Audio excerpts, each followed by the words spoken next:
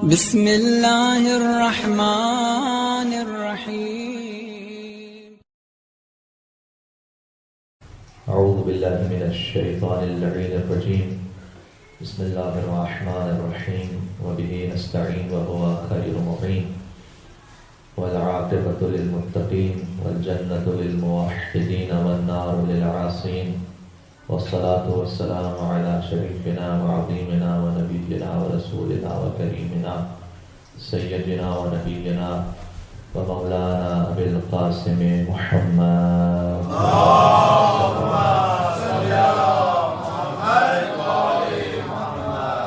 صلی اللہ علیہ وعلی آلہ الطیبین الطاہرین المعصومین المظلومین سیما بقیۃ اللہ فی الارضین روحی وارواح العالمین لتراب مقدمه الفداء واللعنة الدائمة على أعدائهم أجمعين من الأزل إلى قيام يوم الدين دعاء امام زمان عجل الله تعالى فرجه الشريف بسم الله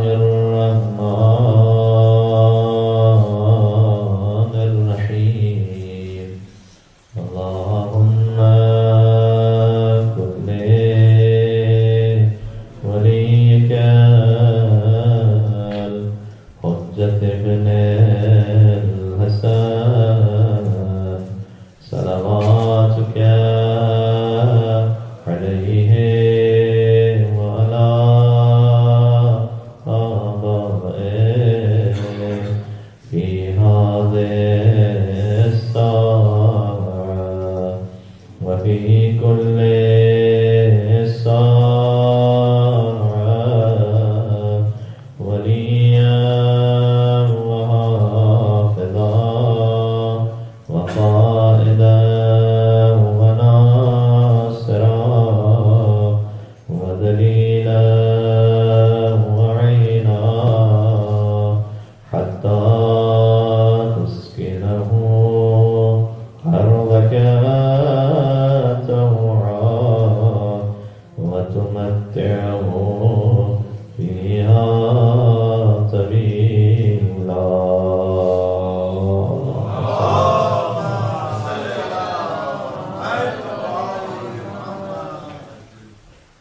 أما بعد فقد قال الله الحكيم في كتابه المجيد بسم الله الرحمن الرحيم إني عبد الله آتاني الكتاب وجعلني نبيا صلوات على محمد وعلى محمد.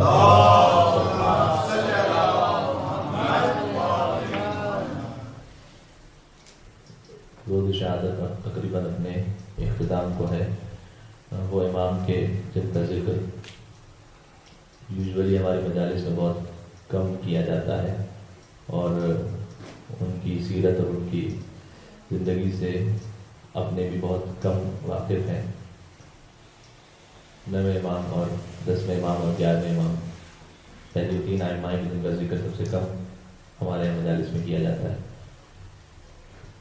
بلکہ ایران میں یہ پہلے کی بات ہے. ایک ضرب المثل یعنی ایک مثال بھی مشہور ہو گئی تھی کہ جب بچہ مدرسے میں آیا اور استاد نے اسے ائمہ کے نام سکھلائے تو ائمہ کے نام سیکھتے جب 9ویں امام وہ امام جواد کہتے ہیں. ایران اور عراق میں 9ویں امام کا لقب جو زیادہ معروف ہے وہ امام جواد ہے. ہمارے یہاں امام محمد التقی کے نام سے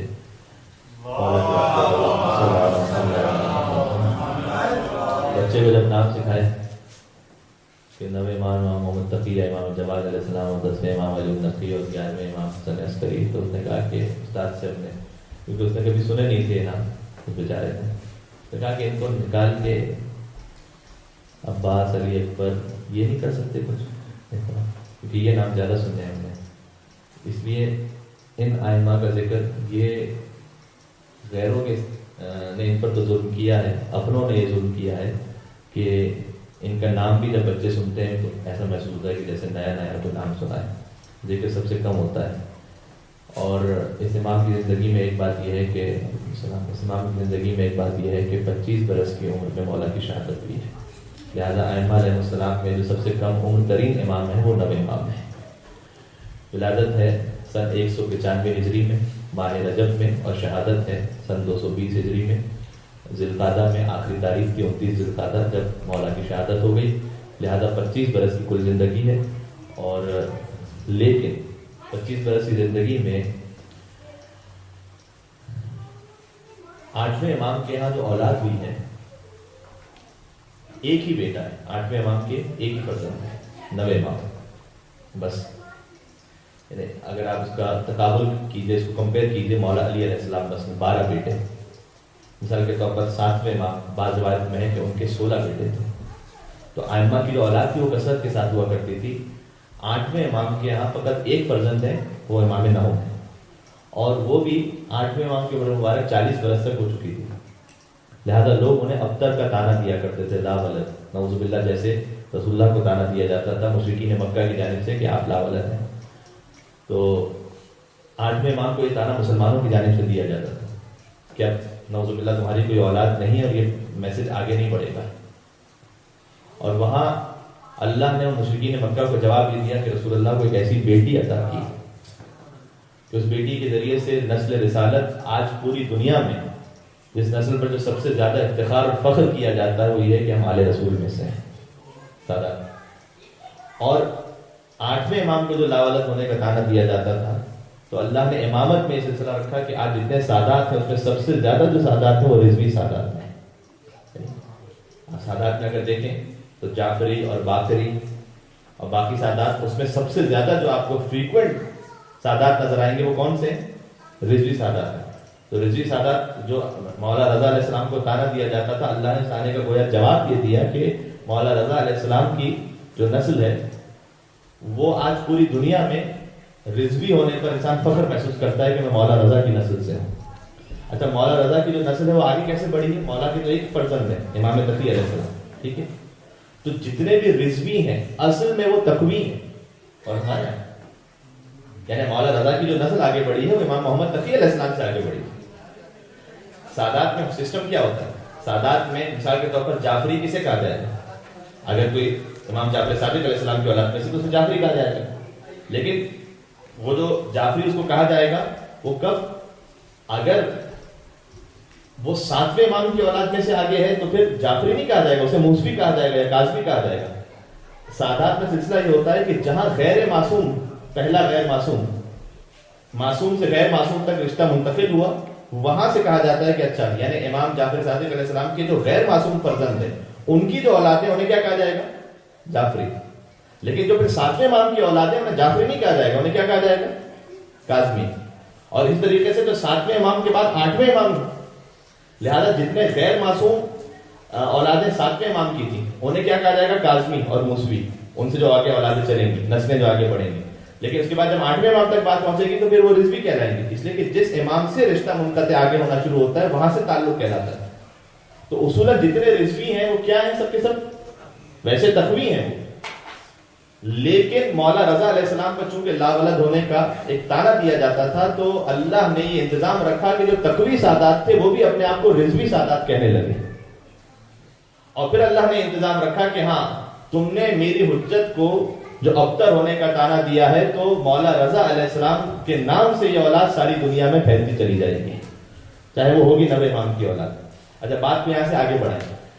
امام کو تانا دیا کرتے تھے. 40 برس کی عمر میں امام کے یہاں 8ویں امام کے 9ویں امام کی ولادت ہوئی، اور جب 9ویں امام کی ولادت ہوئی تو 25 برس کی زندگی ہے. اور ایک یونیک بات 9ویں امام کی زندگی میں ایسی ہے جو 8ویں امام نے بیان فرمائی ہے کہ کسی امام کی زندگی میں ان سے پہلے نہیں تھی. کسی امام کی زندگی میں یہ بہت اہم نقطہ ہے. 9ویں امام کی جب شہادت کی مجلس ہو تو اس کو ضرور یہاں پہ ڈسکس ہونا چاہیے کہ 9ویں امام کی زندگی میں ایک ایسا یونیک نقطہ ہے کہ جو ان سے پہلے کسی امام کی زندگی میں نہیں تھا. اور وہ کیا ہے؟ وہ یہ ہے کہ خود 8ویں امام کی ایک حدیث. اچھا، بار بار 8ویں اور 9ویں امام کا اس طرح سے نام آ رہا ہے تو میں تبرک کے لیے پورا نام لوں تاکہ درود سے محفل منور ہو سکے. 8ویں امام مولا علی ابن موسیٰ رضا علیہ السلام نے اپنے بیٹے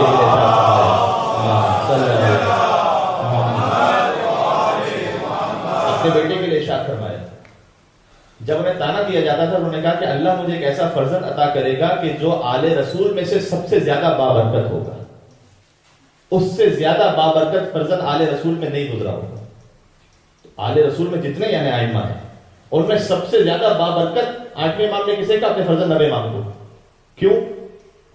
اس کی ایک وجہ ہے 90 امام کی زندگی سے پہلے تک حتیٰ بہت سارے شیعہ چونکہ اس معرفت کے مقام پر نہیں تھے، لہذا بہت سارے شیعہ ان کے ذہنوں میں یہ تصور نہیں تھا کہ امام پیدا ہوتے ہی اس امامت کے اور علم لدنی کے مرحلے پر فائز ہوتا ہے۔ کیوں؟ اس لیے کہ امیر المومنین کو جو امامت ملی ہے رسول اللہ کے بعد تو ان کی زندگی گزر چکی تھی، آخری 25 سال مولا نے پھر خاموشی میں گزارے ہیں اور خود 4 سال کی ظاہری خلافت، یعنی مولا کی کل زندگی کتنی ہے مولا امیر المومنین کی؟ میرے بچے کو جواب دے سکیں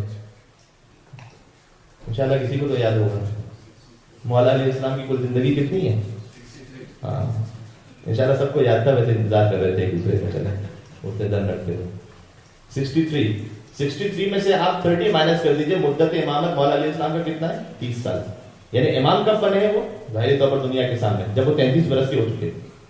33 برس کی عمر میں اگر انسان ایک ممبر کوفہ پر یا فضائل بیان اپنے فضائل بیان کریں یا ممبر کوفہ سے وہ خطبات ارشاد فرمائیں کہ جو نہج البلاغہ کی صورت میں موجود ہیں، تو ذہن میں تصور آتا ہے کہ ہاں ایک انسان، یعنی ہم اپنی زبان میں جس کو کہتے ہیں گرون اپ، اس نے کہیں علم حاصل کیا ہے، سیکھا ہے، اور اس کے بعد تجربے کے بعد ایک مقام تک پہنچ کے پھر انسان اس مقام تک پہنچتا ہے کہ ایسے فصیح بلی خطبات ارشاد فرما سکے۔ لہذا ائمہ علیہ السلام میں سے جن جن کو امامت ملتی گئی، وہ جتنے ائمہ بنتے چلے گئے وہ اس عمر میں امام بنے تھے کہ جن کے بارے میں حتیٰ بعض شیعہ بھی یہ تصور کرتے تھے کہ اچھا امام پیدا ہوتے ہی اس مقام پہ نہیں ہوتے، آہستہ آہستہ جیسے ایک عام بچے کی تربیت ہوتی ہے ویسے امام وقت کی بھی آہستہ آہستہ آہستہ آہستہ آہستہ تربیت ہوتی ہے اور پھر وہ اس مقام تک پہنچتے ہیں۔ 90 امام وہ پہلے امام ہیں کہ جو بچپن میں ایسے امام بنے ہیں کہ 7 برس یا 8 برس، دو روایتیں، ہم 8 برس کو گنے، 8 برس کی عمر میں امامت پر فائز ہو چکے تھے۔ اور جب 8 برس کی عمر میں امامت پر فائز ہو چکے ہیں، حتیٰ جب 90 امام دنیا میں تشریف لائے ہوئے 3 سال ہوئے تھے، تو کسی نے 8ویں امام سے پوچھا کہ آپ کے بعد اگر آپ دنیا سے چلے جائیں تو کون امام ہوگا؟ کہا میرا یہ بچہ امام ہے۔ تو اس نے حیرت سے پوچھا کہ 3 سال کا بچہ امام؟ آپ تصور کر رہے ہیں اس وقت یہ تصور نہیں تھا کہ امامت میں تصور یہ ہے کہ پیدا ہوتے ہی وہ امام کی منزل پر ہے۔ کیا 3 سال کا بچہ امام؟ یہ کیسے ہو سکتا ہے 3 سال میں کوئی بچہ امام؟ تو امام نے اس وقت وہ آیت پڑھی جو میں نے سرنامے کلام میں پڑھی، 8ویں امام نے ارشاد فرمایا کہ کیا تم نے قرآن نہیں پڑھا کہ اللہ کہتا ہے حضرت عیسیٰ کے بارے میں انی عبداللہ آتانی الکتاب وجعلنی نبیہ، جب عیسیٰ 3 دن کے تھے اور گہوارے میں تھے تو کہتے ہیں انی عبداللہ، میں اللہ کا بندہ ہوں، آتانی الکتاب، اس نے مجھے کتاب عطا فرمائی ہے، وجعلنی نبیہ، اور اس نے مجھے نبی بنایا ہے۔ اور اس کا ایک خوبصورت جملہ ارشاد فرمایا کہ جب مریم کے فرزند 3 دن میں نبی ہو سکتے ہیں تو فاطمہ زہرا کے فرزند امام صلوات محمد و آل محمد۔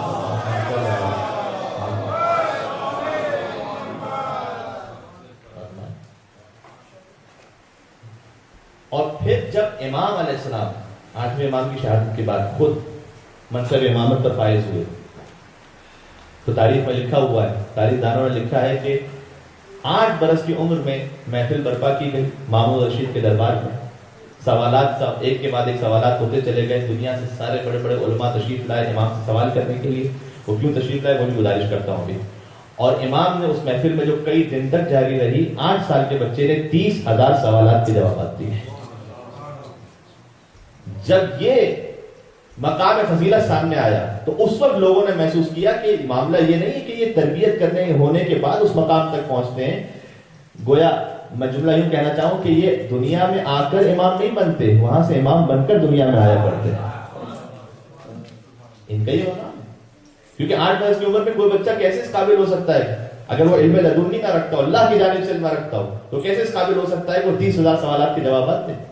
بلکہ کتنے تاریخدانوں نے یہ بھی لکھا ہے کہ جب لوگ سوال کے لیے آتے تھے اب 30,000 سوالات، اس کا مطلب یہ کہ ہزاروں لوگ جب امام سے سوال پوچھنے کے لیے آ رہے تو ہر قسم کے ذہن کے لوگ ہوتے تھے، تو اس میں سے کچھ لوگ جب امام کے سامنے آتے تھے تو سوال بھول جاتے تھے کہ کیا میں سوچ کے آیا تھا بھول گئے، امام کی جانب دیکھ کے مسکراتے تھے، کہتے تھے تیرا سوال یہ تھا اور تیرے سوال کا جواب یہ تھا۔ 8 برس کے لہذا 8ویں امام نے ارشاد فرمایا کہ میرا یہ فرزند وہ ہے کہ جو آل رسول میں سے سب سے زیادہ بابرکت ہے، یعنی جب لوگ اسے دیکھیں گے تو پھر اصل منصب امامت کو سمجھ پائیں گے۔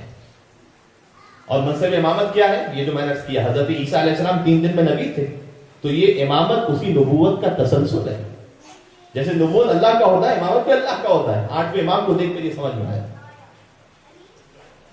ایک شیعہ شاعر تھے اور ایک اہل سنت کے شاعر تھے, دونوں میں دوستی تھی, ہونی بھی چاہیے, کچھ میرج نہیں. لیکن اہل سنت کے جو شاعر تھے ان کو شیعہ شاعر سے شکایت تھی. انہوں نے کہا کہ جب بھی ہم کوئی بات کرتے ہیں شاعری کی, کوئی کتنی قسمیں شاعری کی, ٹھیک ہے, بات ماشاء اللہ 14,000 کے لیے شعر کہتے ہیں وہ بھی سامنے موجود ہے, کتنی اقسام میں شاعری کی, لیکن جو بھی ہم بات کرتے ہیں اس میں کہیں نہ کہیں تم کبھی علی کی فضیلت, کبھی فاطمہ زہرا کی فضیلت, کبھی حسن مصطفیٰ کا نام, کبھی حسین مظلوم کا نام, ان کے علاوہ تم کو شاعری کہتی نہیں. اس نے جواب دیا کہ بات یہ ہے کہ انسان جس کا کھاتا ہے اسی کا گاتا ہے. میں تو ان کے در سے لیتا ہوں تو میں تو انہیں کے فضائل بیان کروں گا. اچھا, اور موضوع سے مرتبط ہوں. موضوع کیا ہے؟ امامت اسی نبوت کا کنٹینیوشن ہے. جیسے نبوت اللہ کا ہوتا ہے, امام ہم اپنی جانب سے چن کے نہیں بنا سکتے, یہ اللہ بناتا ہے. یہ نوے امام کی زندگی کو دیکھ کے سمجھ میں آئے کہ اللہ نے نہ بنایا ہوتا تو کبھی یہ قوت نہ ہوتی کہ 8 برس کی عمر میں 30,000 سوالات کے جوابات تھے, یعنی اللہ نے بنایا ہے. تو اس اہل سنت کے شاعر نے کہا کہ اب تم جب ہمیشہ اہل بیت کے فضائل بیان کرتے ہو تو میں تمہیں ایک ایسا مصرع دیتا ہوں, اس مصرے پر اگر تم نے اہل بیت کی کوئی فضیلت بتا دی تو میں تمہیں مان جاؤں گا. کہا کیا بیان کروں؟ اس نے سوچا کہ ایسا عجیب مصرع دیا جائے کہ جس میں کوئی نہ ربط ہو, نہ سر ہو, نہ پیر ہو. کہا کہ الٹ کر پلٹ کر, پلٹ کر الٹ کر. اب اس میں کیا اہل بیت کی فضیلت آ سکتی ہے؟ الٹ کر پلٹ کر, پلٹ کر الٹ کر. تو جو شیعہ شاعر تھا وہ مسکرایا, کہا کہ میں وہ ہوں کہ جسے باب مدینۃ العلم سے شاعری کی بھیک اور خیرات ملتی ہے. تو بہت آسان ہے اس پہ کہنا, تو اس پہ بھی کوئی اہل بیت کی فضیلت ہو سکتی ہے؟ کہاں بالکل ہو سکتی ہے. تو یہ جو ایک مصرع تھا شعر کمپلیٹ کرنے کے لیے اس نے اس کے اوپر ایک مصرع لکھا اوپر اور شعر کمپلیٹ کر دیا. وہ مصرع کیا لکھا اور فرمائیے گا, کہ نبوت کا جلوہ امامت میں دیکھو, الٹ کر پلٹ کر, پلٹ کر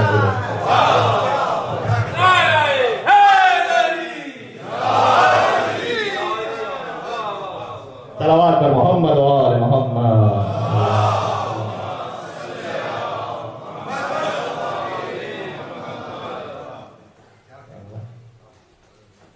تو امامت میں نبوت کا جلوہ انہیں نظر آ رہا تھا,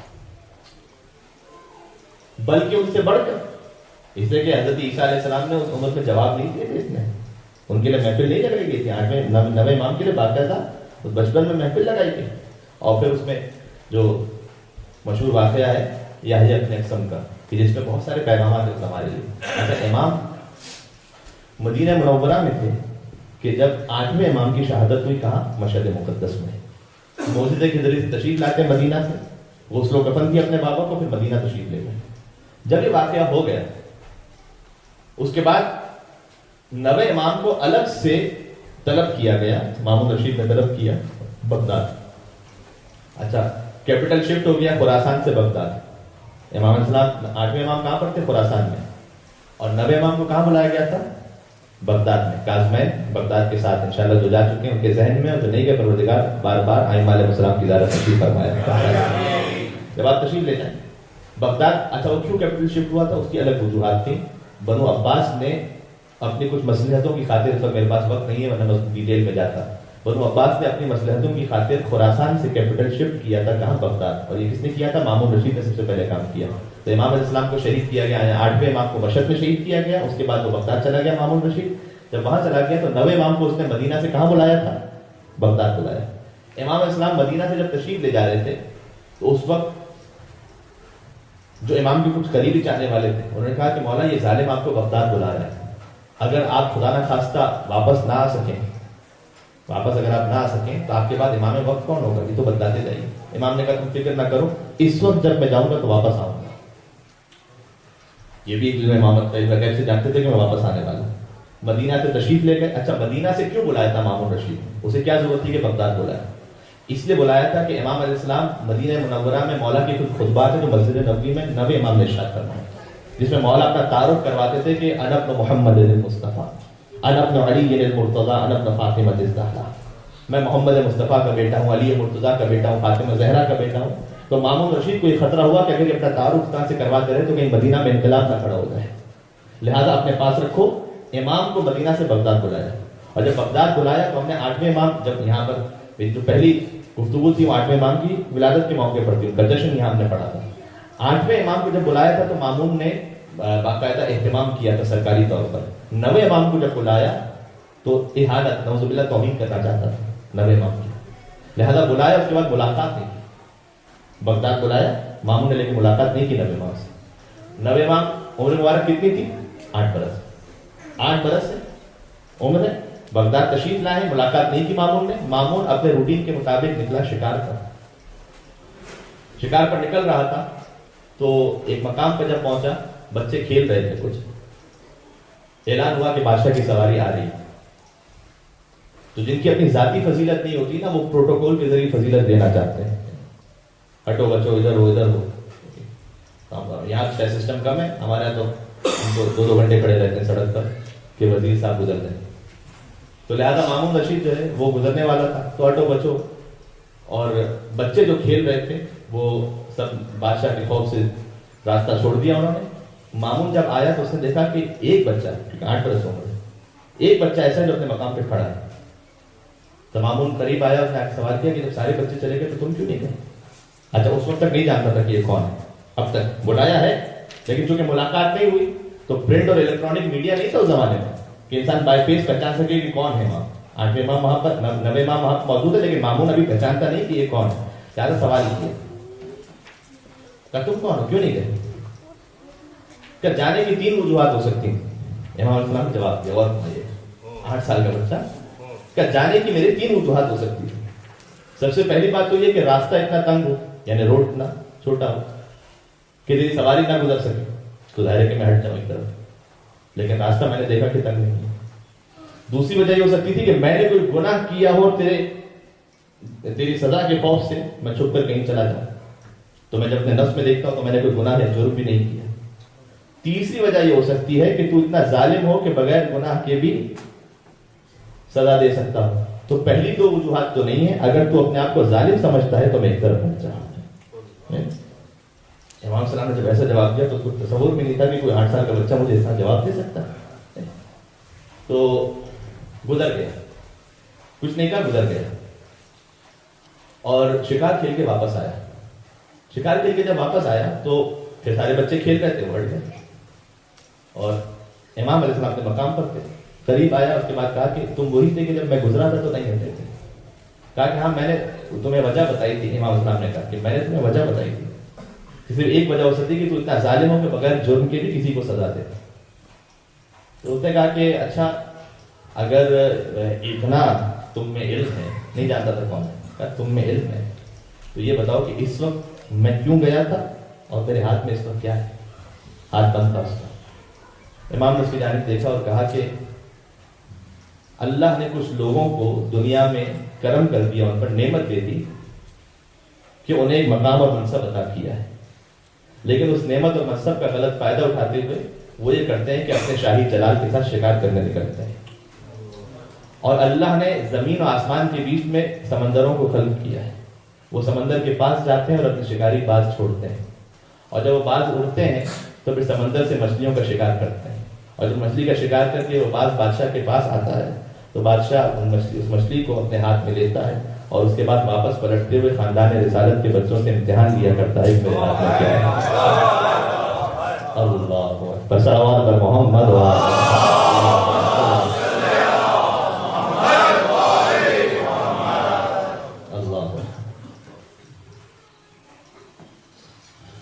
آپ نے کہا کہ خاندان رسالت کے بچوں سے امتحان, یعنی آپ آل رسول میں سے ہیں. اس وقت امام نے اپنا تعارف کروایا, کہا انا ابن علی جد مرتضی, میں علی مرتضی کا بیٹا. اس وقت مامون رشید کی زبان سے بے اختیاری جملہ نکلا, اللہ اعلم حیث یجعل رسالتہ. مامون نے کہا کہ اللہ خوب جانتا ہے کہ اپنے عہدے کو کس خاندان میں رکھنا چاہیے, اللہ جانتا ہے. اچھا سوال, علامہ رشاد جوادی صاحب اللہ مقام, کوئی میرا سننے والا ایسا نہیں ہوگا جس نے ان کا نام نہ سنا. انہوں نے یہاں پر ایک بات لکھی کہ جب وہ امام کا امتحان لینا چاہتا تو امام نے سمپلی یہ کیوں نہیں کہہ دیا کہ تیرے ہاتھ میں مچھلی ہے, بات ختم ہو جائے. امام نے کیوں ساری ڈیٹیل بیان کی کہ بادشاہ ہوتے ہیں شکار کے لیے سمندر کے پاس جاتے ہیں، اپنے باز چھوڑتے ہیں، بعد مچھلی کا شکار کرتے ہیں، اس کے بعد اپنے ہاتھ میں بند کرتے ہیں مچھلی کو، پھر امتحان دیتے ہیں. یہ ڈیٹیل کیوں ہمیں بیان ہے؟ علامہ جواد صاحب لکھتے ہیں کہ شاید امام اسے سمجھانا چاہتے تھے کہ جب ہم تیرے شکار کی ڈیٹیل کو جانتے ہیں تو تیری ڈیٹیل بھی قرآن ہے، تو ہم تیرے حسب نسب سے بھی اچھی طرح سے واقف ہیں، ہم تیرے حسب نسب سے اچھی طرح واقف ہیں. لہذا خالی ہمارے علم کو نہ دے، ہمارے وسعت علم کو دیکھیں. علم کتنا وسیع ہے. جب یہ واقعہ پیش آیا، اس نے امام علیہ السلام کا تعارف سنا. اچھا یہ 8ویں امام کے فرزند ہیں. 9ویں امام کو اپنے دربار میں لے کر آئے، اور 9ویں امام کو اپنے دربار میں لے کر آ کر اس نے کام کیا، کہا کہ میں اعلان کرتا ہوں کہ میں اپنی بیٹی کی شادی، جس کا نام ام فضل تھا، کہ میں اپنی بیٹی کی شادی ان سے کر رہا ہوں. اچھا اس وقت ایک کوہرام برپا ہو گیا، اور مامون رشید سے بہت سے لوگوں نے کہا کہ 8 سال کے بچے سے تو اپنی بیٹی کی شادی کرنا چاہتا ہے، تو کم از کم شاہی عادات کے مطابق کسی پڑھے لکھے انسان سے، جس نے کچھ سیکھا ہو، جس نے کچھ علم حاصل کیا ہو. احترام کا تقاضا تو شاہی عادات کے حساب سے یہ تھا کہ اس سے شادی کی جائے تیری بیٹی کی. یہ 8 سال کا بچہ کہاں اس لائق ہے کہ وہ شاہی داماد بن سکے. اس وقت مامون رشید نے کہا کہ اچھا اگر اس بچے کا امتحان لینا چاہتے ہو تو پھر ایسا کرو کہ تم پوری مملکت اسلامیہ میں سے، بلکہ پوری دنیا میں سے جسے چاہو لے آؤ اس بچے کے مقابلے پر، اس کا امتحان لینے کے لیے. اس وقت محفل لگی، اور جو میں نے عرض کیا کہ جو 30,000 سوالات کے جوابات کس میں دیے تھے، اس محفل میں ایک محفل لگی. لوگ آتے گئے، پوچھتے گئے، امام جواب دیتے گئے، جواب دیتے گئے، جواب دیتے گئے، جواب دیتے گئے، یہاں تک کہ آخر میں سب سے بڑا عالم آیا. سب سے بڑا عالم جس کا نام تھا یحییٰ ابن احسن، وہ آیا امام کے پاس. اور جب وہ آیا امام علیہ السلام کے پاس، مجھے نہیں معلوم میں نے اس بات کو یہاں گزارش کیا تھا نہیں کیا تھا، میرے ساتھ شاید میں نے اب تک اس گزارش نہیں کیا. 8ویں امام کے ساتھ جب 9ویں امام کے سامنے وہ پہنچا، یحییٰ ابن احسن جو قاضی خدا چیف جسٹس تھا، اپنے زمانے کا سب سے بڑا عالم، اور مامون سے آ کے اس نے پوچھا کہ کس سے مقابلہ کرنا ہے، کس سے سمجھ کرنا ہے. تو امام رشید نے کہا کہ ان سے، اس 8 سال کے بچے سے. امام کی توہین کرنا چاہتا تھا. تو سوال کرنے سے پہلے یہ کہا کہ تم عالم بھی ہو یا نہیں. امام نے یہ نہیں کہا کہ میں عالم ہوں. اور بھائی اچھا میں بہت لوڈ ٹیمپو میں آپ سے جا رہا ہوں آج ٹیسٹ پہ، اس کی وجہ کیا ہے، میں خود خستگی محسوس کر رہا ہوں. ابھی میں سمجھے کہ ڈائریکٹ ایئرپورٹ سے آپ کی خدمت میں تشریف لایا، یہاں سے میرے ساتھ ساتھ چلتے رہیے گا، اور میری وائس کے ٹیمپو کو نہیں دیکھیے گا، امام علیہ السلام کی فضیلت کے مقام کو دیکھیے گا. تو پوچھا عالم، امام نے نہیں کہا کہ عالم ہے. اللہ اکبر. امام نے اس کی جانب دیکھا، کہا جاہل نہیں ہوں. اللہ، آج میری بات پہنچی. کیا مطلب جاہل نہیں؟ امام سمجھانا چاہتے تھے کہ اگر کوئی ایک فیلڈ کا عالم ہوتا ہے تو ہزاروں فیلڈ کا جاہل ہوتا ہے. اور ہمارا اللہ، اگر کوئی ڈاکٹر ہے تو اس کو انجینئرنگ کے بارے میں نہیں پتا ہوگا، اس کو ظاہر ہے کہ علم دین کے بارے میں وہ ایسا ایکسپرٹ نہیں ہوگا. میں ہوں تو مجھے میڈیکل کے علم میں نہیں پتا ہوتا، مجھے LLB کیا ہوتا ہے، LLM کیا ہوتا ہے، مجھے کچھ نہیں پتا. اوکے، مجھے وکالت کا نہیں پتا. تو جو ایک شعبے کا عالم ہوتا ہے وہ ہزاروں شعبوں کا جاہل ہوتا ہے. امام نے نہیں کہا کہ عالم ہوں، کا جاہل نہیں ہوں. یعنی دنیا میں کوئی ایک علم بھی ایسا نہیں کہ جو سینے میں موجود ہوتا ہے. میں جاہل نہیں ہوں. وہ تو سمجھے نہیں اس بات کہ اچھا یہ کس قسم کا جواب ہے، جاہل نہیں ہوں. تو اچھا میرے سوال کا جواب دو. اور پھر اس نے سوال کیا امام سے، اور اس نے پوچھا مشکل ترین مسئلہ ہے یہ فقہ کا. اس نے مسئلہ پوچھا کہ یہ بتاؤ کہ اگر کوئی شخص حالت احرام میں شکار کر لے تو اس کا کفارہ کیا ہے. کیا کفارہ؟ جو حج پہ جا چکے ہیں انہیں پتا ہے حج کے سارے مسائل ایک طرف، کفارے کے مسائل ایک طرف. اچھا حج ہوتا بھی ویسے عام طور پر زندگی میں ایک مرتبہ ہے، تو حج کے مسائل ہی یاد نہیں رہتے کہ چاہے اس کے کفارے کے مسائل یاد ہیں. ٹھیک ہے. اور کفارہ اتنا اس میں کمپلیکیشنز ہیں کہ میں تو اپنے جو عمرہ کے ساتھ چلتے ہیں یا بتاؤ کا جب حج پہ توفیق نصیب ہوتی ہے اس وقت حاجیوں سے کہتا ہوں کہ جو ہم بار بار کہتے ہیں کہ اگر آپ نے حالت احرام میں مثلا آئینہ دیکھ لیا تو یہ کفارہ، اور اگر بال ٹوٹ گیا تو یہ کفارہ، اور خوشبو لگا لی تو یہ کفارہ. لیکن آپ کو جو حج کرنا ہے وہ قربت اللہ کرنا ہے، خوف خدا سے حج کرنا، خوف بکرا سے حج نہیں کرنا ہے. اس لیے کہ اتنا بکرا بکرا بکرا بکرا چل رہا ہوتا ہے، تو اتنے اس کے ٹپیکل مسائل ہیں. تو اس نے سوال کیا کس سے؟ اس کے ذہن میں 8 سال کا ایک بچہ سامنے. ظاہر ہے کہ انہوں نے ذہن میں حج نہیں کیا اس نے کبھی. تو حج کے مسائل کہاں پتہ ہوں گے؟ اور حج میں بھی کفارے کے مسائل کہاں پتہ ہوں گے؟ تو کہا کفارے کا مسئلہ پوچھو. کہا حالت احرام میں اگر کوئی شکار کر لے تو کیا کفارہ ہے، کیا پینلٹی ہے اس پر؟ امام اسلام نے کہا کہ تیرے سوال کا کیا جواب دیا جائے کہ تجھے سوال کرنا بھی صحیح طرح سے نہیں آتا.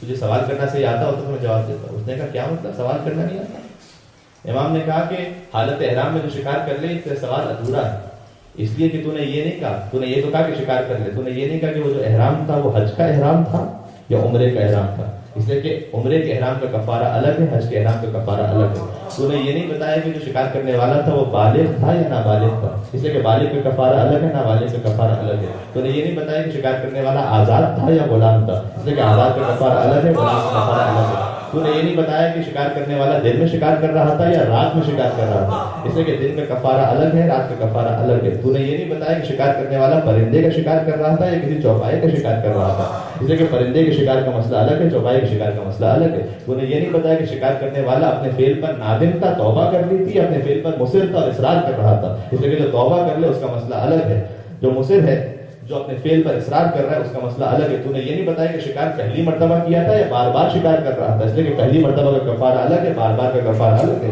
تو نے یہ نہیں بتایا کہ شکار کرنے والا حالت احرام میں تو تھا لیکن حرم کے اندر شکار کیا تھا یا حرم سے باہر شکار کیا تھا،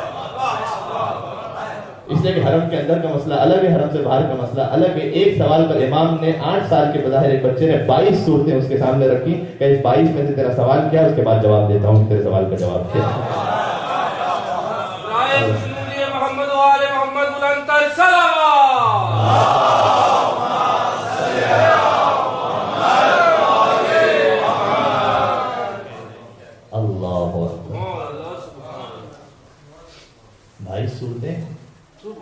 اب آپ تصور کیجئے کہ کیا اس میں کوئی صورت رہ جاتی ہے کہ وہ کچھ کہتا کہ میں یہ پوچھنا چاہ رہا تھا، کوئی گنجائش رہ جاتی ہے؟ جو جب حضرت ابراہیم نے نمرود کے سامنے معجزہ دکھایا تھا نا تو قرآن کہتا ہے فَبُہِتَ الَّذِي كَفَرَ، کافر مبہوت ہو گیا تھا. کیا جواب تھے؟ یہاں پر گویا یحییٰ ابن اقسم 8 سال کے بچے کے سامنے مبہوت ہو گیا کہ میں کیا کروں. اس کے بعد امام علیہ السلام نے ایک کیونکہ اب ظاہر ہے اس کو حج کلاس نہیں ہو رہی کہ میں بیان کروں، تو فقہی مسئلہ بیان کرنا مقصد نہیں ہے، میں بیان کرنا چاہتا تھا کہ وسعت علم امامت کتنا ہے. تو امام نے 22 صورتوں میں سے ایک مسئلہ بیان کیا، ایک صورت بیان کرتے گئے، یہ ہے تو یہ کفارہ، یہ ہے تو کفارہ نہیں ہے، ایسا ہے تو کفارہ کیا ہے. جو ساری صورتیں بیان کر لی امام نے.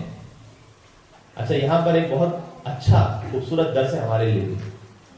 جب سوال ہم جیسے لوگ جن اللہ نے یہ ہوتا الحمدللہ عطا کیا ہے، جب ہم جیسے لوگوں سے کوئی سوال کرتے ہیں کہ مولانا فلاں چیز حلال ہے یا حرام، تو ہم سے کہتے ہیں کہ اگر ایسا ہے تو حلال ہے اور وہ نیت کر لی تو حرام ہے، اور اگر ہم ایسا کیا تھا تو حلال ہو جائے گا اور یوں نیت کر لی تو حرام ہو جائے گا. تو کہتے ہیں مولانا یہ کیا مذاق لگا کے رکھا، وہ چیز ایک ہی آپ کہتے ہیں یوں کر لو تو حلال اور یوں کر لو تو حرام، ایسی سچویشن ہو جائے. مثال مولانا صاحب بینک میں نے جو میرا ڈپازٹ ہے پروفٹ لینا اس سے جائز ہے یا نہیں ہے؟ ٹھیک ہے، انٹرسٹ کہتے ہیں جائز ہے یا نہیں. تو ہم نے مثال طور پر جواب دیا کہ آیت اللہ سیستانی یہ فرماتے ہیں کہ اگر گورنمنٹ بینک ہے، گورنمنٹ مسلم بینک، اور اگر آپ وہاں سے لیتے ہیں پروفٹ تو اس کا 50% آپ کو کسی غریب مومن کو دینا ضروری ہے، اس پروفٹ کا 50% آپ یوز کر سکتے ہیں. اگر مسلم پرائیویٹ بینک ہے تو آپ 100% پروفٹ لے سکتے ہیں، 100% آپ کے لیے حلال ہے. اگر کافر بینک ہے تو یہ مسئلہ ہے، اگر شیڈ ہے کافر اور مسلم تو یہ مسئلہ ہے، شیڈ ہے گورنمنٹ اور پرائیویٹ تو یہ مسئلہ ہے. کہتے ہیں مولانا یہ کیا تماشا ہے، بینک تو وہی بینک ہے. تو نوے معاملوں سے یحییٰ ابن اقسم شکار تو وہی شکار ہے، ٹھیک نہیں. امام نے ہمیں سمجھایا کہ جیسے جیسے صورت بدلتی چلی جائے شرعی مسئلہ اللہ کا حکم بدلتا چلا جاتا ہے. لہذا وہی شکار ہے، وہی احرام ہے. حج کا احرام ہے تو مسئلہ الگ ہے، عمرے کا احرام ہے مسئلہ الگ ہے. شکار دن میں ہے تو مسئلہ الگ ہے، رات میں ہے تو مسئلہ الگ ہے. یہ فقہ کی بنیاد ہمیں سمجھاتا ہے، شریعت کی بنیاد. شریعت کی بنیاد اس کا مطلب کیا ہے؟ لوگ کیا کہتے ہیں یہ مولویوں نے تماشا بنا کے رکھا ہوا ہے. نعوذ باللہ، یہ تماشا مولویوں نے نہیں بنا کے رکھا ہوا. یہ امام علیہ السلام نے جو سکھلایا ہے اپنی احادیث کے ذریعے سے، وہ علماء کرام آپ کی صورت میں فتوی کی صورت میں آپ تک پہنچا دیتے ہیں. اور ہمارا لہذا جیسے جیسے شرعی حکم صورتحال کے حساب سے بدلتا چلا جائے گا، اس میں تعجب کی بات نہیں ہے. 90 امام نے اس کے سامنے 22 صورتیں بنائی اور پھر جب خود سوال کیا تو خود بھی یہی سوال کیا، ایسے سوال کیا خود بھی. امام نے کہا کہ کیا مجھے اجازت ہے کہ میں تجھ سے ایک سوال کر رہا ہوں؟ تو یحییٰ اپنے اکثر میں سینہ چوڑا کر کے آیا ہوتا اور سر جھکا کر کہتا ہے کہ فرزند رسول سوال کر لیجیے، اگر آتا ہوگا تو جواب دے دوں گا میں۔ ایک سوال میں کھال میں آ گیا اپنی فوراً۔ تو امام نے اس سے کہا کہ اچھا یہ بتا کہ چونکہ مامون رشید نے اعلان کیا کیا تھا، یہ اگر تم ان کا امتحان لینا چاہتے ہو امتحان لے لو، اس کے بعد اپنی بیٹی کی شادی ان سے کر دو۔ یعنی وہ گویا اصل محفل کون سی محفل تھی؟ وہ نکاح کی محفل تھی جو برپا تھی، جس میں امام علیہ السلام کا امتحان لیا جا رہا تھا۔ امام نے اسی مناسبت سے سوال کیا۔ امام نے کہا کہ اچھا یہ بتا، اس محفل کی مناسبت سے امام نے پوچھا، کہا کہ یہ بتا کہ کیسے ہو سکتا ہے کہ ایک مرد اور ایک عورت جب صبح کا وقت ہو تو دونوں ایک دوسرے کے لیے حرام ہیں، اور جب فجر قضا ہونے کا وقت آئے تو دونوں ایک دوسرے کے لیے حلال ہیں، اور جب ظہر کا وقت آئے تو پھر دونوں ایک دوسرے کے لیے حرام ہیں، اور جب عصر کا وقت آئے تو پھر دونوں ایک دوسرے کے لیے حلال ہیں، اور جب مغرب کا وقت آئے تو پھر دونوں ایک دوسرے کے لیے حرام ہیں، اور جب عشاء کا وقت آئے تو پھر دونوں ایک دوسرے کے لیے حلال ہوں، اور آدھی رات کا وقت آئے تو پھر دونوں ایک دوسرے کے لیے حرام ہوں، اور پھر اگلی صبح جب آئے تو دونوں ایک دوسرے کے لیے حلال ہوں۔ ایک مرد ایک عورت ایک دن میں 4 مرتبہ ایک دوسرے پر حرام ہو، 4 مرتبہ ایک دوسرے پر حلال ہو، یہ کیسے ہو سکتا ہے؟ اور خود یہاں پر بھی وقت نہیں میرے پاس، ورنہ اس میں بہت ڈیٹیل ہے گنجائش۔ یعنی امام علیہ السلام اپنے شیعوں کو سمجھانا چاہتے ہیں کہ حلال حرام کا جو تصور ہے وہ شریعت میں موجود ہے۔ کچھ چیزیں ایسی ہوتی ہیں جس میں خواتین اور مرد ایک دوسرے کے لیے محرم ہوتے ہیں، کبھی نامحرم ہوتے ہیں، تو محرم نامحرم کا جو تصور ہے وہ اسلامک سوسائٹی کا ایک اتنا اہم اور بنیادی ترین مسئلہ ہے کہ امام اسلام نے سوال کے ذریعے سمجھایا کہ عین ممکن ہے کہ ایک مرد ایک عورت جب صورتحال بدلتی چلی جائے تو ایک دوسرے پر محرم ہوتے جائے اور پھر ایک دوسرے پر نامحرم ہوتے چلے جائیں، لہٰذا ایک سیدھا مسئلہ نہیں۔ اور پھر امام نے جواب دیا اس کا، اس نے کہا کہ نہیں فرزند رسول میں کیا جانوں کہ کیسے ہو سکتا ہے کہ ایک دن میں ایک مرد ایک عورت 4 مرتبہ حلال اور حرام ہو جائے۔ اور پھر امام نے اس کی ڈیٹیل بیان کی۔ امام نے فرمایا امام نے کہا کہ جب صبح کا وقت تھا تو یہ عورت کنیز تھی کسی اور مرد کی، لہذا اس پر حرام تھی۔ غلام اور کنیزی کا جو سسٹم ہے اب تو خیر موجود نہیں، اسلام نے اسے آہستہ آہستہ ختم کیا ہے۔ وہ آہستہ آہستہ کیوں ختم کیا اور امیڈیٹلی کیوں نہیں ختم کیا، اس کی بھی وجوہات ہیں، لیکن اس زمانے میں جو تصور تھا تو ایک کنیز وہ اپنے آقا کے لیے حلال ہے، محرم ہے۔ امام نے کہا وہ کسی اور کی کنیز تھی تو حرام تھی۔ اس نے اس شخص اس کنیز کو خرید لیا، اس کے لیے حلال ہو گئی، یعنی شرعاً حلال ہو گئی۔ کوئی اس جملے سے یہ مطلب نہ لے کہ ہم بھی یہاں کسی کو خرید لیں تو پھر حلال ہو جائے گا معاملہ۔ وہ زمانے میں غلام اور کنیز کے سسٹم سے معاملہ ختم ہو گیا، فنش۔ صحیح، مولانا آپ کو خوش کر کے نہیں بھیجیں گے یہاں سے، مشکل ہے ایسی شہادت کی مجلس سے مشکل ایسا کرنا ہے۔ تو امام اسلام نے کہا کہ اس نے خرید لیا، کنیز اس کے لیے حلال ہو گئی۔ اس کے بعد کنیز کو آزاد کر دیا، وہ کنیز وہی خاتون ظہر کے مطلب آزاد کر دیا تو اس پر حرام ہو گئی۔ اس کے بعد اس سے نکاح کر لیا، حلال ہو گئی۔ نکاح میں آنے کے بعد اس سے یہ کہا کہ زہار جس کو ہم کہتے ہیں، جو پھر آج کل پریکٹیکلی نہیں ہوتا، کہ تیرا سلسلہ میری ماں کی طرح ہے۔ ایک زہار کا خاص، جیسے طلاق کا صیغہ ہوتا ہے ویسے زہار کا ایک خاص صیغہ ہوتا ہے اسلام میں، وہ جاری کر دیا جائے تو مرد اور عورت دوسرے پر حرام ہو جاتے ہیں۔ زہار کر دیا حرام ہو گئے، زہار کا کفارہ دے دیا پھر حلال ہو گئے، اس کے بعد اسے طلاق دے دی پھر حرام ہو گئے، طلاق سے رجوع کر دیا پھر حلال ہو گئے۔ ایک مرد ایک خاتون ایک دن میں 4 مرتبہ حلال ہو، 4 مرتبہ حرام ہو گئے۔ امام السلام نے جواب دیا، پورے دربار میں اللہ اکبر کی صدائیں بلند ہوئی، اور اس کے بعد مامون نے کہا کہ اب تک تم کو مطمئن ہو گئے کہ ان سے بڑا عالم اس وقت دنیا میں کوئی موجود نہیں، میں اپنی بیٹی کی شادی ان سے کرتا ہوں۔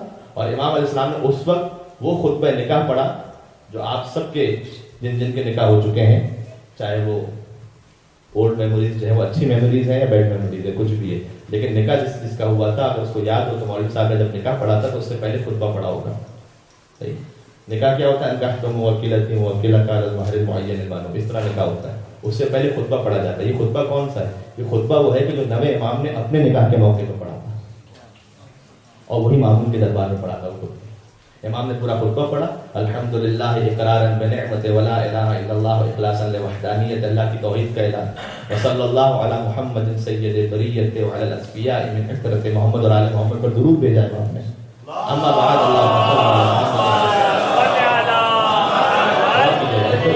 اما بعد فقد کان من فضل اللہ علی الانام ان اغناهم بالحلال عن الحرام۔ غور فرمائیے امام خطبہ نکاح کیا کہہ رہے ہیں؟ امام نے کہا کہ اللہ کا یہ فضل ہے کہ اس نے حلال راستہ مہیا فرمایا ہے تاکہ حرام سے محفوظ رہا جا سکے۔ نکاح کے موقع میں ہم نے خطبہ ارشاد کیا حلال راستہ اللہ نے معین فرمایا تاکہ انسانیت حرام سے محفوظ رہ سکے. ان اغناہم بالحلال عن الحرام وقال اللہ تبارک و تعالی فی القرآن. امام نے کہا جیسے کہ اللہ نے قرآن کریم میں ارشاد فرمایا ہے وانکحوا الایام منکم والصالحین من عبادکم وایمانکم ان یکونوا فقراء یغنیہم اللہ من فضلہ واللہ واسع علیم, کہ تم میں سے جو صالح مرد اور صالح خواتین ہیں ان کا آپس میں نکاح کرا دیا کرو. ان یکونوا فقراء یغنیہم اللہ من فضلہ, اگر تم فقیر بھی ہوگے تو گھبرانا نہیں, اللہ تمہیں اپنے فضل سے غنی بنا دے گا. واللہ واسع علیم, اور اللہ بہت وسعت والا اور جاننے والا ہے. اللہ جاننے والا ہے. یہ اللہ نے یہاں کیوں کہا کہ میں جاننے والا ہوں؟ اس اعتبار سے کہا ہے کہ اگر شرعی اعتبار سے شریعت کی نیت سے نکاح کیا جا رہا ہے تو اللہ غنی بنائے گا. اگر آسٹریلین پاسپورٹ کے لیے کیا جا رہا ہے ضروری نہیں کہ اللہ غنی بنائے گا, اس کی کوئی گارنٹی. اللہ دلوں کا حال جانتا ہے کہ کون کس نیت کی خاطر نکاح کر رہا ہے. تو اگر میرے حکم سے نکاح کیا, اللہ نے کہا کہ میں تمہیں تمہاری زندگی میں کم از کم اتنا تمہیں عطا کر دوں گا کہ تم کسی کے محتاج نہیں رہو گے. ہر نکاح کرنے والا بل گیٹس نہیں بن جائے گا اوبیسلی, ٹھیک ہے, اور بننے کی ضرورت بھی نہیں. اللہ نے کہا تمہیں غنی بنا دوں گا. غنی کا مطلب کیا ہوتا ہے؟ جو سب سے زیادہ دولت مند ہو. نہیں, غنی کا مطلب یہ کہ اس کے پاس اتنا کم از کم ہو کہ کسی اور کا محتاج نہ ہو. یہ امام نے خطبہ پڑھا, اس کے بعد نکاح ہوا ام فضل سے, مامون رشید کی بیٹی. یہ میں آپ کو کہاں تک لے کر آیا؟ امام مدینہ سے بغداد ابھی پہنچے, ٹھیک, وہ وقت میرا پورا ہو گیا.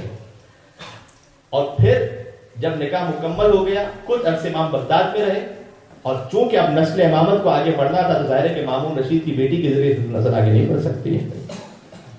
نسل امامت کے لیے کسی پاکیزہ خاتون کی ضرورت ہے کہ جو اس قابل ہو. اس لیے ہم کہتے ہیں کہ آئمہ علیہ السلام کا نور اشہد انک کنت نورا فی الاصلاب الشامخہ والارحام المطہرہ. مولا آپ نور کی صورت میں ارحام مطہرہ سے اصلاب اس میں منتقل ہوتے چلے جا رہے ہیں, ٹھیک ہے. لہذا کسی ایسی خاتون کی ضرورت تھی, اور یہ تو ہم نے تاریخ میں دیکھا ہوا ہے کہ وہ خاتون کہ جو اس قابل نہ ہو کہ جس سے نسل رسالت آگے بڑھ سکے وہ بھی لاولد رہتی ہے. کاش میری بات پہنچ سکے. اور وہ خاتون کہ جس سے نسل امامت آگے نہ بڑھ سکے وہ بھی لاولد رہتی ہے. لہذا ام فضل سے کوئی اولاد امام کی نہیں ہوئی. امام واپس تشریف لے جاتے ہیں مدینہ منورہ, وہاں امام نے ازدواج کیا, اور اس ازدواج کے نتیجے میں 10 امام دنیا میں تشریف لاتے ہیں. اور گویا امام کا جو سفر تھا اس کا مقصد ہی اللہ نے رکھا تھا کہ مدینہ تشریف لے جائیں, نسل امامت کا انتظام ہو سکے. اور جب 10 امام کی ولادت کے بعد سعادت ہو گئی مدینہ منورہ میں, اس کے بعد مامون رشید کو پھر خطرہ ہوا. اچھا, مامون تو خیر اس کچھ عرصے تک اسے خطرہ رہا لیکن خود واصل جہنم ہو گیا.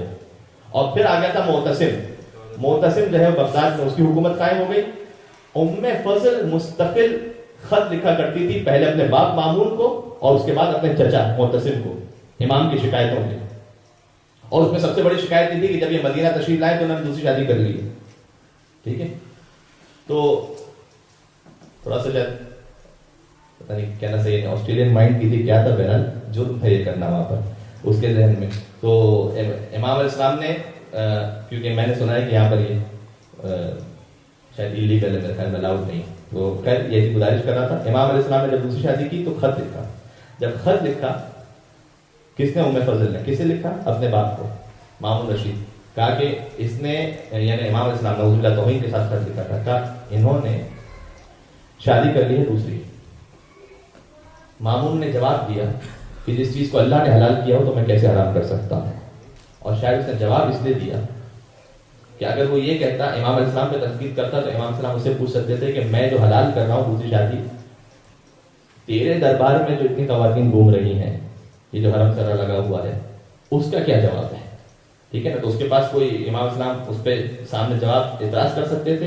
امام علیہ السلام پر جب اس کی اپنی بیٹی نے اعتراض کیا تو جواب دیا کہ شریعت نے حلال کیا ہے, اور شریعت نے جب حلال کیا ہے تو اس میں کوئی گنجائش نہیں ہے. جب مامون خود واصل جہنم ہو گیا, اس کے بعد پھر اپنے چچا معتصم کو خط لکھا, اور چچا نے نوے امام کو پھر بلایا مدینہ سے بغداد. جب امام بغداد پھر تشریف لے کے جاتے ہیں, اب جب مدینہ سے نکلنے لگے تو اسی صحابی کو کہ جس نے سوال کیا تھا پہلے, اسے بلایا اور کہا کہ اب جب میں مدینہ سے جا رہا ہوں تو بغداد سے واپس نہیں آؤں گا, لہذا اب میرا یہ فرزند امام علی نقی یہ امام ہے, انہیں اپنا امام سمجھنا, اب میں ہمیشہ کے لیے رخصت ہو رہا ہوں. امام تشریف لے کر بغداد آئے.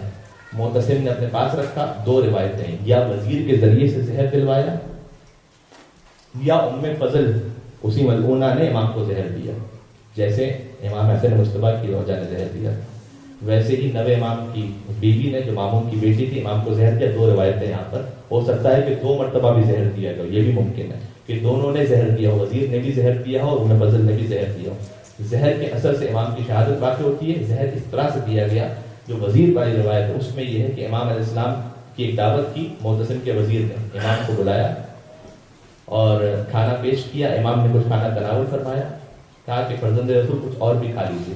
امام اٹھ کر جانے لگے، کہا نہیں کچھ اور بھی کھا لیجیے۔ امام نے اس کی جانب دیکھا اور کہا کہ جو تیرا ارادہ ہے اس کے لیے اتنا ہی کافی ہے۔ امام اپنے مقام سے اٹھے۔ بہار الانوار میں علامہ مجلسی نے لکھا ہے، یہ جو ہم ہمیشہ سن لیتے ہیں نا کہ امام کو زہر دیا گیا، امام کی شہادت ہو گئی، ایک جملہ یہ سرسری بات نہیں ہے۔ بہار الانوار میں علامہ مجلسی نے لکھا کہ نوے امام کا جو زہر تھا وہ اتنا شدید تھا کہ مولا ایسے تڑپ رہے تھے کہ جیسے کسی مچھلی کو پانی سے نکال دیا جائے وہ تڑپا کرتی ہے۔ امام تڑپتے رہے زہر کی تکلیف سے، کچھ دنوں تک تڑپتے رہے۔ اچھا، اللہ نے سعادت عطا کی ہے، الحمدللہ آپ نوے امام کی مجلس شہادت میں یہاں پر تشریف فرمائیں۔ میں ایک بات آپ سے گزارش کروں، نوے امام کا روضہ کہاں ہے؟ کاظمین میں۔ کاظمین میں یہ ہے امام جواد۔ غنی اور جواد میں کیا فرق ہوتا ہے؟ غنی اور جواد میں عربی زبان میں کیا فرق ہوتا ہے؟ غنی وہ ہوتا ہے کہ جو اتنا عطا کرے جتنا سامنے والے کو ضرورت ہو، جواد وہ ہوتا ہے کہ جو ضرورت سے بہت بڑھ کر عطا کرنے والا ہو، اسے جواد کہتے ہیں۔ تو یہ امام غنی نہیں ہے، امام جواد ہے۔ اور امام جواد کے بارے میں خاص روایت ہے، مجھے بہت سارے مومنین نے کہا ہے، اور یہاں کے علاوہ بھی رزق کے بارے میں جو مومنین پریشان ہوتے ہیں، نوے امام کے بارے میں خاص حدیث ہے کہ اگر ان کے صدقے میں رزق کی دعا کی جائے تو وہ ضرور قبول ہوتی ہے، خاص حدیث۔ چھٹے امام کے وسیلے سے آپ رزق کی دعا کریں وہ بھی ٹھیک ہے، مولا علی سے مانگیں وہ بھی ٹھیک ہے، مولا حسین سے دعا کریں وہ بھی ٹھیک ہے، لیکن نوے امام کے بارے میں خاص روایت ہمارے پاس۔ 10ویں امام نے ارشاد فرمایا کہ جو میرے بابا کے صدقے میں اللہ سے رزق طلب کرے گا اللہ اسے ضرور عطا فرمائے گا۔ لہذا آج کی مجلس میں جتنے آپ تشریف فرمائیں، جب نوے امام کے نام سے آنسو بہیں گے تو اپنے لیے بھی اور جن جن کا آپ کے نام میں ذہن میں نام ہے ان سب کے لیے دعا فرمائیے گا کہ پروردگار ہر مومن کے رزق حلال میں وسعت کر سب برکت نصیب فرمائے انشاءاللہ، اور اس کے حرام سے بچنے کی ہم سب کو توفیق نصیب فرمائے انشاءاللہ۔ جب کاظمین کا حرم امام کی شہادت ہوئی، امام کو کاظمین میں مدفون ہے، میں پڑھوں گا تھوڑا سا شہادت، لیکن کس دربار میں آپ اس وقت کس امام کے مجلس میں آئے ہیں؟ کاظمین کے حرم میں اس کے اطراف میں ہمارے بہت بڑے بڑے علماء مدفون ہیں، شیخ مفید ہیں، ٹھیک ہے، شیخ مفید کے ساتھ ساتھ مثلاً سید مرتضیٰ جنہوں نے نہج البلاغہ کمپائل کی، سید رضی اور سید مرتضیٰ ان کے بھائی ہیں، پھر خواجہ نصیر الدین طوسی، یہ سارے بڑے بڑے علماء کہاں پر ہیں؟ بغداد میں، کاظمین میں دفن ہیں۔ کیوں ہے ایسا؟ اس لیے کہ نجف سے پہلے جو ہمارا حوض علمیہ تھا وہ کہاں تھا؟ بغداد میں تھا۔ پھر شیخ طوسی کا کتاب خانہ چلا دیا گیا اور ان کو ہجرت کرنا پڑی، بغداد سے نجف تشریف لاتے ہیں اور نجف میں انہوں نے حوض علمیہ کی بنیاد رکھی، وہ ایک الگ اس کی تاریخ ہے، انشاءاللہ کبھی گزارش کروں گا۔ تو ہمارے شیخ طوسی سے پہلے جتنے بزرگ علماء ہیں وہ کہاں دفن ہیں؟ کاظمین، یعنی 7ویں امام کے حرم میں اور 9ویں امام کا حرم۔ انشاءاللہ اللہ آپ کو لے کر جا، دیکھیے گا ایک ہی ذریعہ ہے، ایک ہی ذریعہ جس میں دونوں ائمہ مدفون ہیں۔ جب خواجہ نصیر الدین طوسی کی وفات ہونے والی تھی تو ظاہر ہے کہ انہوں نے وصیت کی کہ مجھے مولا کے جوار میں کاظمین میں حرم میں دفن کر دینا، اور پھر اس کے بعد اپنے شاگردوں سے کہا کہ جب مجھے 7ویں امام اور 9ویں امام کے حرم میں لے کر جانا تو میں اس قابل نہیں ہوں کہ مولا کے جوار سے دفن ہو سکوں، لہذا میری میت کو لے جانے سے پہلے میرے کفن پر قرآن کی ایک آیت لکھنا، اور قرآن کی آیت لکھ کر پھر مجھے مولا کے حرم میں لے کر جانا۔ وہ آیت کون سی تھی کہ میرے کفن پر یہ لکھنا، وَقَلْبُهُمْ بَاسِطٌ ذِرَاعَيْهِ بِالْوَسِيلِ، اصحاب کہف کی کتے کی آیت، کہا ایک کتا ہے جو اس دربار میں ہاتھ پھیلائے بیٹھا ہے، کہ میرے کفن پر یہ آیت لکھنا پہلے، یہ قرآن کے الفاظ ہیں، وَقَلْبُهُمْ بَاسِطٌ ذِرَاعَيْهِ بِالْوَسِيلِ، اس سے پہلے مجھے مولا کے حرم میں لے کے جانا، کیونکہ جہاں 7ویں مولا باب الحوائج دفن ہو اور جہاں 9ویں مولا امام جواد دفن ہو، میری کیا اوقات، میری کیا حیثیت کہ میں وہاں دفن ہو سکوں۔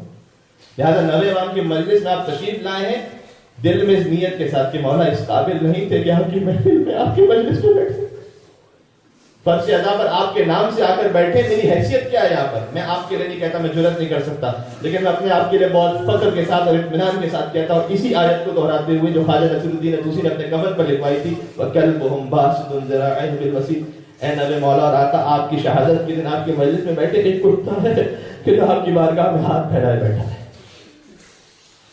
یہ امامت کا مقام۔ اور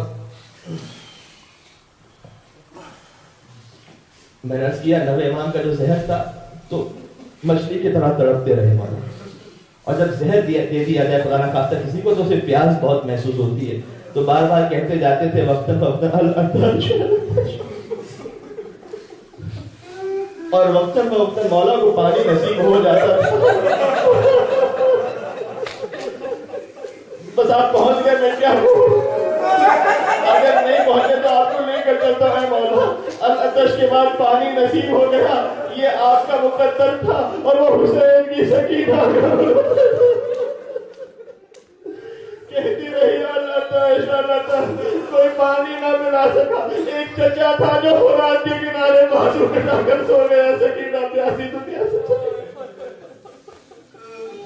امام کے ساتھ یہ غلام تھا، مولا کو وقتاً فوقتاً پانی دیتا چلا جاتا تھا، لیکن ایک منزل وہ آئی، روایت کا معلوم ملتا ہے، جب وقت آخر قریب آ گیا، وہ غلام آپ کا پانی کا جام لیے کھڑا تھا۔ امام نے اسے کہا کہ تو چلا جا، یہ پانی کا جام رکھ لے اور ایسا کر کہ میری میت کو اٹھا، یعنی ابھی جو امام شہید ہونے والے تھے، کہا کہ مجھے اٹھا اور مجھے اٹھا کر زمین پر رکھ دے۔ زمین پر رکھ دیا گیا، امام نے اپنا رخ کربلا کی طرف کیا۔ یہ ہر امام کی سیرت میں ہمیں ملتا ہے، وقت آخر جب دنیا سے جا رہے ہوتے تھے نا تو اپنے جد کے مسائل کو یاد کرتے ہوئے کہتے تھے السلام علیکم یا ابا عبداللہ، امام سلام کرتے السلام علیکم یا ابا عبداللہ، اور راوی کہتا میں نے دیکھا مولا کی آنکھوں سے آنسو جاری ہو گئے۔ مولا کی آنکھوں سے 25 برس کا سن ہے، 25 برس کا سن ہے، لیکن ذات اتنا طاری تھا کہ جسم پر کپکپاہٹ طاری تھی۔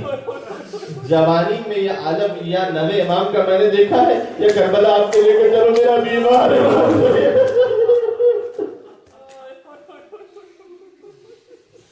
میرا بیمار امام سید سجاد، ہاتھوں میں ہتھکڑیاں تھی، پیروں میں بیڑیاں تھی، گلے میں تاب تھا۔ جوانی ضرور تھی لیکن بڑھاپا ایسے دکھتا تھا کہ جب مدینہ پہنچے تو محمد حنفیہ پہچانتے تھے۔ سوال کیا کہ اے بزرگ یہ بتا کیا میرا بھتیجا واپس آیا؟ مولا نے تڑپ کر کہا اے چچا محمد حنفیہ، آپ نے بھی نہ پہچانا، میں آپ کا بھتیجا سید نبی امام رخصت ہوئے، اور وہ غلام جو مولا کے ساتھ تھا یہ بھی روایت کرتا ہے 10ویں امام کہاں تھے؟ مدینہ منورہ میں تھے۔ وہ صحابی مولا کا جو 10ویں امام کے پاس مدینہ منورہ میں تھا، اس سے بھی روایت ہے، وہ یہ کہتا ہے کہ میں 10ویں امام کی خدمت میں مدینہ منورہ میں تشریف فرما تھا، امام ایک ورقے پر نگاہ کرتے جاتے تھے اور روتے جاتے تھے، گریہ کرتے جاتے تھے۔ اچانک اپنے حجرے میں تشریف لے گئے اور صدائے گریہ بلند ہوتی ہے، کہتے واہ بتا میرا بابا دنیا سے رخصت ہو گیا، میرا بابا دنیا سے چلا گیا۔ اپنے اس صحابی سے کہا کہ مجھے امر موجودہ جانا ہے، اپنے بابا کا غسل و کفن انتظام کرنا ہے۔ امام مدینہ سے تشریف لائے بغداد میں، اس لیے کہ امام کا غسل و کفن سوائے باقی کوئی اور نہیں کر سکتا۔ آتے ہیں بغداد، 10ویں امام نے غسل و کفن دیا اور اس کے بعد اہتمام سے جنازہ اٹھا اور دفن کر دیا گیا۔ میں کہوں گا مولا معجزے سے تشریف لے آئے، اس لیے کہ جس کا وارث زندہ ہو وہاں کو دفنا دیا کرتا ہے، لیکن ایک وارث کربلا میں تھا، تو میں کریا تھی۔ آخر جملہ، بس میرا آخری جملہ، گفتگو تمام ہو رہی ہے، گفتگو ختم کر رہا ہوں۔ امام سے میں نے کیا عرض کیا تھا؟ مدینہ منورہ سے چلے تھے اور بغداد تشریف لائے تھے، ٹھیک ہے؟ امام مدینہ سے چلے تھے، جس امام نے بھی مدینہ کو چھوڑا ہے نا تو آخر میں جو حاضری دی ہے نا وہ اپنی ماں فاطمہ زہرا کی قبر پر حاضری دی۔ نبی امام بھی جب مدینہ چھوڑ رہے تھے تو اپنی ماں کی لہر پر آئے تھے، گریہ کرتے ہوئے بغداد تشریف لے گئے تھے۔ میں کہوں گا اے مولا آپ گریہ کرتے ہوئے بغداد تشریف لے گئے، لیکن جب حسین مدینہ سے چلے تھے تو زینب بھی ساتھ تھی، ام کلثوم بھی ساتھ تھی، سکینہ بھی ساتھ تھی، حسین بھی رخصت آخر کے لیے ماں کی قبر پر آئے تھے۔ لیکن کیسے آئے تھے؟ میری تقریر کا آخری جملہ، راوی کہتا ہے جب نانا کی قبر پر حسین گئے تو قدم جما جما کر چل رہے تھے، جب بھائی کی قبر پر گئے تو سیدھا تھا اور آہستہ آہستہ چل رہے تھے، لیکن جب ماں کی لہر پر پہنچے تو ایسے دوڑے جیسے کوئی چھوٹا بچہ ماں کی لہر پر جاتا اپنے آپ کو ماں کی قبر پر گرا کر کہا ماں تیرے پیاسے بیٹے کا سلام لے، تیرے پردیسی بیٹے کا سلام لے. اور وہاں سے آواز آئی تھی تو فکر نہ کر، میں زبان حال سے کہہ رہا تو فکر نہ کر، اے حسین تو کربلا سے چلے گا، تیری ماں تیرے ساتھ ساتھ چلے گی. حسین کربلا تو مدینہ سے چلے گا، تیری ماں ساتھ ساتھ چلے گی. لہذا ہمیں سمجھ میں آتا ہے جب حسین کربلا میں زلجنا سے زمین پر تشریف لائے تو گویا ایک ماں تھی جس نے دامن پھیلایا ہوا تھا. میرے لال حسین کربلا کی زمین جل رہی ہے، تیری ماں تجھے مدینہ سے کربلا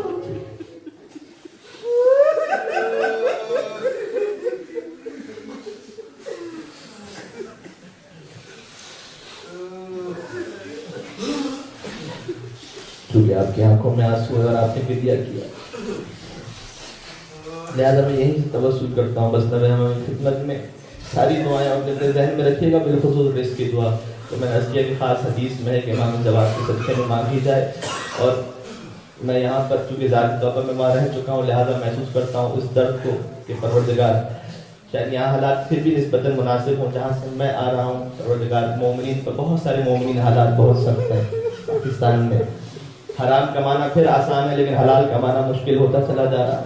تو ہم تیری خدمت میں وسیلہ دیتے ہیں امام تقی امام جواد علیہ السلام کا. یہاں پر بھی جو میرا جوان ساتھی بالخصوص جو آئے ہیں تشریف لائے ہیں، اگر کسی کو کوئی جاب کا مسئلہ ہے، کسی کے یہاں کوئی اور ایسا مسئلہ ہے، ان سب کے لیے دعا کرتے ہیں انشاءاللہ پروردگار رزق کا وسعت نصیب فرمائے. میں توسل کرتا ہوں، آپ میرے ساتھ ساتھ پڑھیں تاکہ انشاءاللہ سب کی دعا قبول ہو سکے. بسم اللہ الرحمن الرحیم. یا ابا جعفر یا محمد ابن علی ایھا التقی الجواد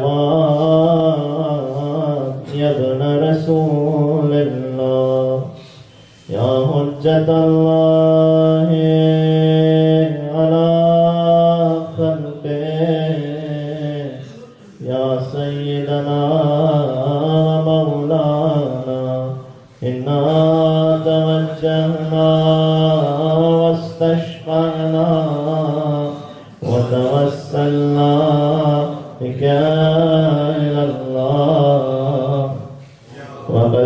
وقدمناک بین یدی حاجاتنا یا وجیہا عند اللہ اشفع. ہر ایک کے لیے مل کے انشاءاللہ سب کی دعا کرو. یا وجیہا عند اللہ اشفع لنا عند اللہ. توسل ابھی کرتے ہیں. ایک دعا میں اور آپ کو یاد دلا دوں. اس کے نبی امام مدینہ سے چلے بغداد تشریف لے آئے، وہاں پر شہید ہو گئے. آج جب انشاءاللہ آپ کو اللہ نصیب کرے گا آزمین تشریف لے جائے، وہاں پر عظیم الشان حرم ہے، زری ہے، گنبد ہے، لیکن یہ مولا اپنی ماں سے ودا کر کے مدینہ سے تشریف لائے تھے. اس ماں کی قبر پر کوئی چراغ چلانے والا نہیں. مدینہ منورہ میں فاطمہ زہرا کی قبر آپ یہاں بیٹھ کر نبی امام کی مجلس کر رہے ہیں، لیکن کسی کو مدینہ میں فاطمہ زہرا کا نام لینے کی اجازت نہیں ہے. کوئی وہاں کھڑے ہو کر زیارت نہیں پڑھ سکتا، کوئی یا فاطمہ زہرا نہیں کہہ سکتا. تو جیسے نبی امام کا مزار آباد ہے کاظمین میں، ویسے مدینہ منورہ کے جنت البقیع کے ویران مزارات کی تعمیر کی اسباب کے لیے انشاءاللہ جتنے وہاں پر فاسقین موجود ہیں، جتنے منافقین ہیں، سب جلد سے جلد واصل جہنم ہو انشاءاللہ. اور سب کی نیست نابودی کے لیے سب مل کر یا وجیہ میرے ساتھ ساتھ پڑھیں گے. یا وجیہ عند اللہ اشفع لنا. آخری ظہور امام زمان کے ہیں. یا وجیہ عند اللہ اشفع لنا عند اللہ بحق فاطمہ السر المستودع فيها. اللهم ارزقنا في الدنيا زيارة الحسين وفي الآخرة شفاعة الحسين وادخلنا الجنة من باب الحسين واشف مرضانا بحق علي بن الحسين. وصلى الله على محمد وآله الطيبين الطاهرين.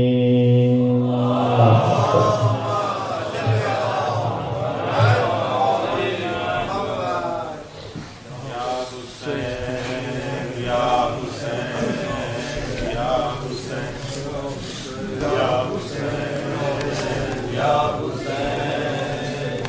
Hussein.